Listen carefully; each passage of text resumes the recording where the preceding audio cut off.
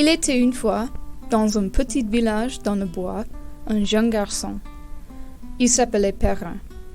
Perrin avait vécu dans une petite hutte de paille à côté de la forêt avec son meilleur ami, un chat noir qui s'appelait Oswald. Perrin aimait sa vie dans le village. Chaque jour, il faisait une tasse de thé et se reposait sur son porche. Après, il se promenait à l'école pour une journée de leçons à Hogwarts, une école pour les jeunes magiciens. Perrin aimait apprendre la magie, mais il y avait un problème. Il n'était pas bon à ça. Quand les autres élèves ont fait les crapauds en tasse et les plumes dans les forêts, Perrin a fait, un désordre. Ses camarades de classe disaient « Oh, regarde ce que Perrin a fait maintenant !» Il était bon dans toutes ses autres courses, mais la magie était la seule chose qu'il ne pourrait jamais faire. C'était jamais un vrai problème jusqu'à aujourd'hui. Oh Oswald, les examens finaux dans ma classe de la magie sont aujourd'hui et je ne peux pas faire une seule grenouille jaune, Perrin a soupiré. Oswald le chat a frôlé sa jambe. Perrin a caressé le chat distraitement. Je déteste me sentir comme un imbécile, Perrin a gémi. Miaou, a dit Oswald, qui a rentré ses griffes dans la jambe de Perrin. Perrin a fait une grimace, mais il a obéi. Il a pris le sac de la nourriture pour le chat et il a mis une tasse dans son bol. Oswald a mangé, heureuse. Perrin a pris ses affaires pour l'école, son sac à dos, un cahier, des crayons, sa baguette magique et finalement sa cape. Il a eu peur pour le jour venu, mais il est sorti pour son examen. Perrin s'est approché de la porte de la pièce d'examen et ses genoux ont tremblé. L'examen durait 5 minutes, seulement Perrin avec le professeur, M. Venton. Il est entré dans la pièce. Il n'y avait rien de la pièce sauf une table avec une grenouille, une plume et un hôte de forme, et M. Venton derrière de la table. « Approche-toi, a dit M. Venton. Perrin est avancé doucement. « D'abord, tu ferais cette grenouille orange, a dit M. Venton. Perrin a pris une respiration, mais il a levé sa baguette magique et il a luché la grenouille en concentration. Un grand bang et un nuage est apparu de sa baguette magique. Perrin a toussé et a regardé fixement la table devant lui. Sur la table était une grenouille rose avec un nœud papillon. Perrin a rougi. M. Venton a gribouillé quelque chose sur sa feuille de papier, mais il n'a rien dit. « Maintenant, fais cette plume de flotter, a dit M. Venton. Perrin a transpiré. Il s'est éclairci la gorge et il a levé sa baguette magique une deuxième fois. Bang! Après le nuage, Perrin a regardé la table avec horreur. La plume était 2 fois plus grande et un feu. M. Venton a agité sa baguette magique et il a éteint le feu. Il a écrit quelque chose et Perrin a encore rougi. Et, finalement, fais ce haute forme dans une montre, a dit M. Venton. Sa main a tremblé, mais Perrin a levé sa baguette magique une dernière fois. Il s'est concentré sur l'autre forme. Encore un bang. Il a fermé les yeux pour un moment, puis il a regardé la table. Il y avait une tasse de thé sur la table, pas une montre. M. Venton a regardé Perrin et il a secoué sa tête. Il a écrit sur la feuille de papier. Quand il a fini, M. Venton a dit « Donc, Perrin, tu as raté ton examen. Tu dois visiter ton sage pour les autres instructions. » Perrin a baissé sa tête en honte et il est sorti de la pièce. Il s'est promené au bureau de son sage de magie. Il est entré dans le bureau de son sage magie, M. Jenkins. M. Jenkins, un homme très vieux, a regardé Perrin, puis il a dit « Perrin, tu es un peu stupide et ta magie crainte. » Perrin était surprise. « Donc, ta seule option est d'aller sur une aventure. Plein de magiciens qui ne peuvent pas faire de la magie aller sur des aventures, et puis ils sont meilleurs. Ici une brochure et un sac à dos pour toi. La porte est là. Tu amélioreras ou tu mourras quand tu essaies. Bon voyage! » Perrin est sorti du bureau et de l'école rapidement. Il a pris le sac à dos et il a regardé la forêt devant lui. Il avait peur.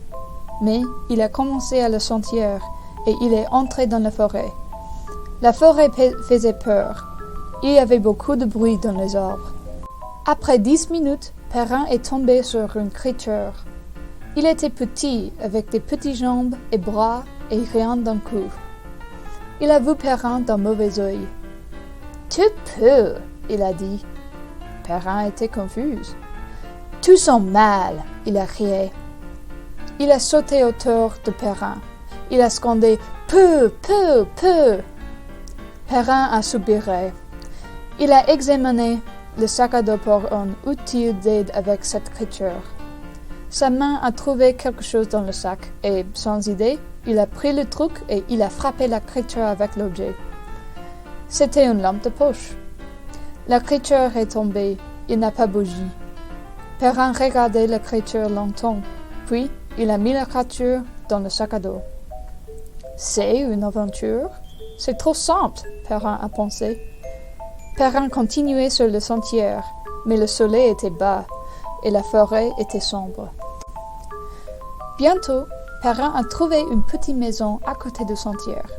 Il a frappé sur la porte avec l'espoir que le propriétaire était là, mais il n'y a pas eu de réponse.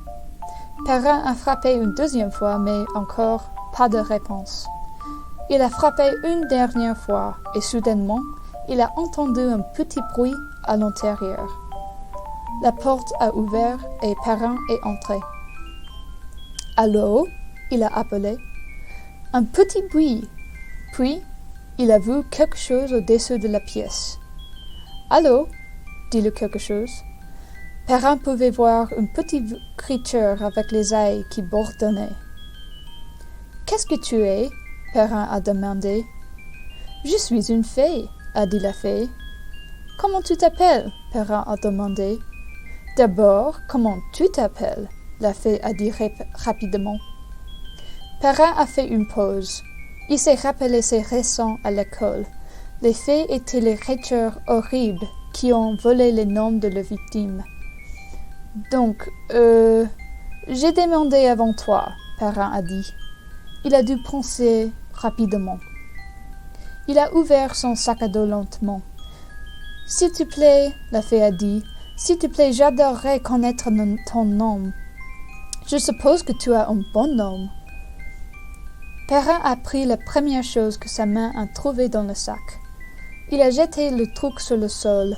C'était un sac de riz qui a cassé quand il a heurté le sol. « Du riz ?» Perrin a pensé. « Oh là là, qu'est-ce qu'on a fait avec un sac de riz ?» Mais, depuis qu'il a regardé le riz sur le sol, la fée a crié « Tu as renversé les grains! Tu as renversé les grains! Je dois compter! » Ah oui, Perrin a pensé. Il s'est rappelé que si tu renversais les grains avant une fée, la fée les doit compter. Pourquoi? Perrin n'a pas su, mais c'était correct. La fée commençait son comptage et Perrin a levé sa baguette magique. Incendio, il a murmuré.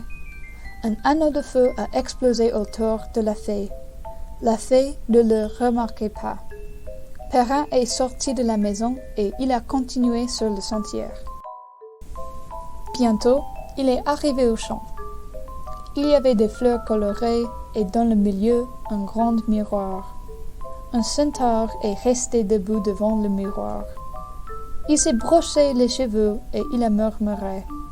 Perrin s'est approché et il pouvait entendre que le centaure s'est murmuré des compliments de lui. Perrin a examiné le miroir. Il y avait des inscriptions en latin. Perrin a pu les lire et ils ont dit « C'est un miroir magique. Quand tu l'observes, tu ne peux jamais arrêter. » Ah, a dit Perrin, il y a un enchantement sur le miroir. Il s'est approché et il s'est éclairci la gorge. « Miroir, il a dit, je vous commande de libérer ce centaure. » Oh, oh, oh, oh, oh. Le miroir a ricané diaboliquement. « Beurre, pense Perrin. Un miroir américain. S'il vous plaît, Perrin a demandé. Le miroir a ricané encore, plus diaboliquement. Perrin a soupiré et il a levé sa baguette magique. Donc, pas grave. Puis, je vous détruirai, Perrin a dit. Peu, pas possible, le miroir a dit. Oh, mais absolument, je verrai. Perrin a tiré une étincelle au miroir. Ouh! Ouch! C'est quoi ce bordel, mec? Le miroir a crié. Libérez le centaure, Perrin a dit. Non, je ne veux pas, a crié le miroir. Non, s'il vous plaît, je suis très beau, a dit le centaure. Laissez-moi me regarder.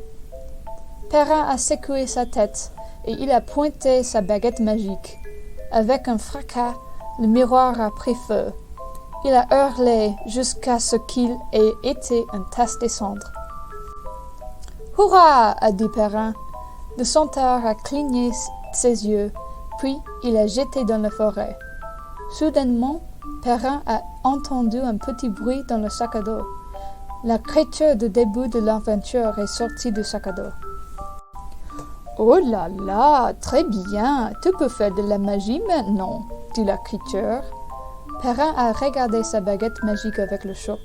« Oui, je suppose que j'ai amélioré la magie, » Perrin a pensé. Il a pointé sa baguette magique à une grenouille. Pouf! Elle est devenue jaune, comme Perrin a voulu.